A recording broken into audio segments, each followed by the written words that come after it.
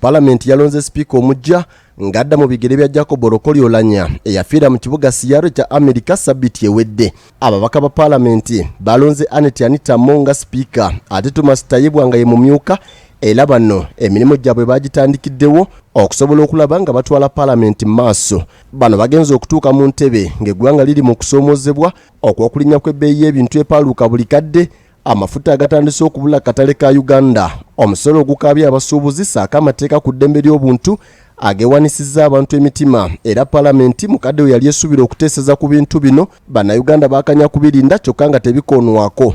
Omukugu mu by'obufuzi Hajji Yassin Ssekamatte alowooza nti obukulembeze bwa Anita Among ne Thomas Tayebwa bwe buba bwagala okukwata emitima gy'abannayuganda bulina okwewala ensobi ezizze zikolebwa emirembe egiyise egibadde gisoosowaza ebyo Mwami Museveni by'ayagala ne beerabira ensonga eziruma abantu ba bulijjo be balina okuweereza. Obukulembeze bwabwe balina okulekeraawo okubutambuliza ku kupolomootinga NRM-lism, batabutambulize ku mbeera egamba nti embeera y'Omunnayuganda owa wansi tugisitudde tutya nga tukola amateeka agagenda okubayamba. Ssekamatte era alabudde Among okukomya akasunguyira kayolesezza mukadde ng'akuuma entebe ya Sipiika akamutuusiza n'okwerabira okuteesa ku nsonga y'ebbeeyi y'ebintu, kyokka n'akkiriza okuteesa entalo ezaaliwo wakati we ne Kamisona wa Palamenti omubaka Francis Zaake Butebi. Palamenti gwe yali olumiriza okumuvoolera ku mutimbagano. N'olusunguyira naye alina okulwejjamu, kubanga tulabye nti nga mumyuka wa Jacob Olanya yakozesa obusungu bungi nnyo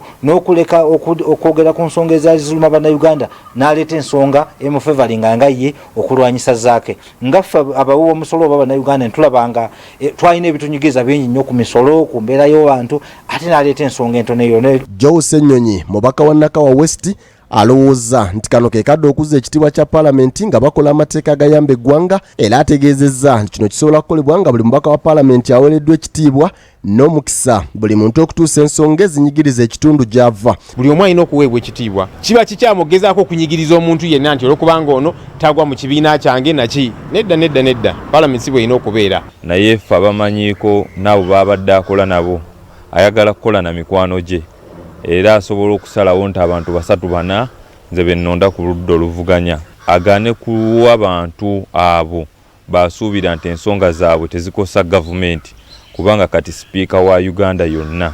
Bwe yali alayizibwa mu Mei wa 2021 omugenzi Jacob Olanya yalayira nga bw'ayagala okuzza ekitiibwa kya Palamenti abantu bagyenyumirizeemu okutumbula omutindo gw'ababaka abateesa mu Palamenti n'ebweru waayo n'okuwa buli kibiina omukisa okutambuza eby'obufuzi ebizimba eggwanga. Era Ssenyonyi alowooza kino kyali kirowoozo kirungi eri eggwanga ng'ayagala n'obukulembeze obuliwo bukitwale mu maaso. Kubanga omuntu wa bulijjo ebiseera ebisinga teyeeraba mu Palamenti eyo, tagirabamu mulamwa guli serious, kubanga ne muddaawo ne mwogera ku abino n'ayogedde kino naki nga temuli ku nsonga ziruma muntu wa bulijjo. Palamenti erina okukola kye bayita oversight, okulondoola empeereza y'emirimu executive engeri gitambuzaamu oba gavumenti ekulemberwa president. Kati twagala Palamenti ezzeewo omusingi gw'okulondoola. Tubadde n'okusoomoozebwa kungi ng'ababaka nti tuleeta ensonga eziva ku ground ne tuzireeta mu Palamenti, naye mu Palamenti ne wabaddeyo okusoomoozebwa kwayo,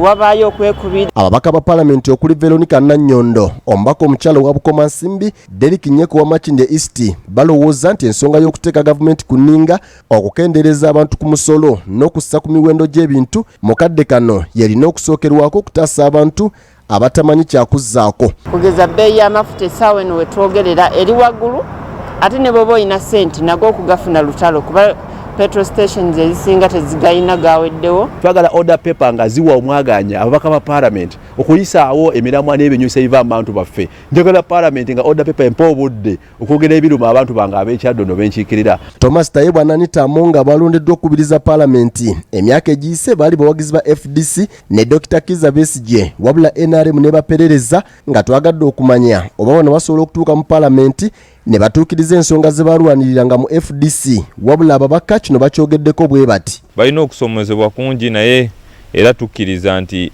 ensonga zaffe ez'aboludda oluvuganya bazivaako dda era kati bakiikirira ludda luli, era tetubasuubira nti olw'okubanga baaliko eno bakyalowooza oba n'enkola eyinza okuba ng'eyaffe. Palamenti y'ekumi waliwo okusika omugwa wakati wa Sipiika Rebecca Alitwala Kadaga n'omumyuka we Jacob Olukolyoolanya nga kuno kusibuka ku ntambuza y'emirimu era okusinziira ku Hajji Yassin Ssekamatte olutalo lwayamba bannayuganda kubanga ebiseera ebimu Rebecca Alitwala Kadaga yawalirizibwanga okuyimirira ku ludda lw'abantu. Kyalowooza nti ku luno kiyinza obutabaawo kubanga abalondeddwa bonna bakyayagala okwegula obuganzi n'okulaga obuwulize eri omukulembeze w'eggwanga. Palamenti eyalimu mukyala Kadaga ne omugenzi Jacob Olanya yo yali yanjawulo kweno kubanga mukyala Rebecca Kadaga alina ebintu NRM byeringa eyagala ng'ekibiina nga yabiganda ng'omuntu oba oluusi ng'alaba binyigiriza omuntu wa bulijjo.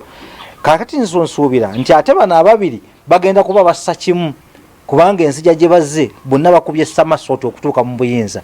Sesanga batte BBS Telefayina agesigika.